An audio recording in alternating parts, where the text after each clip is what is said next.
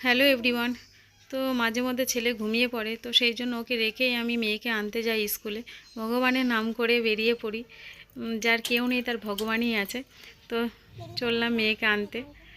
তো গেটের মধ্যে আমার গাড়িটা রাখা থাকে, আর পাশের বারান্দায় ছেলে শুয়ে আছে, তো সেই কারণে আস্তে আস্তে গাড়িটা নামাচ্ছি যাতে কোনো শব্দ না পেয়ে ছেলে উঠে যায়।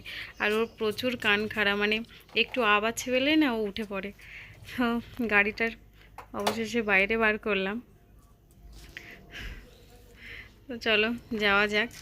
আর চলে আসলাম মেয়ের স্কুলের সামনে। তো প্রচুর গাড়ির জ্যাম হয় এখানে, আর 5-6 মিনিটের বেশি এখানে দাঁড়িয়ে থাকতে হয়। তো যথারীতি চলে গেলাম। তো আমাকে দেখে আমার মেয়ে ছুটে চলে আসছে, ও অধীর হয়ে দাঁড়িয়েছিল যে মা কখন আসবে, একটু লেট হয়ে গেছে। তো তো দেখো, মেয়েকে বললাম একটু বাই করে দাও বন্ধুদেরকে।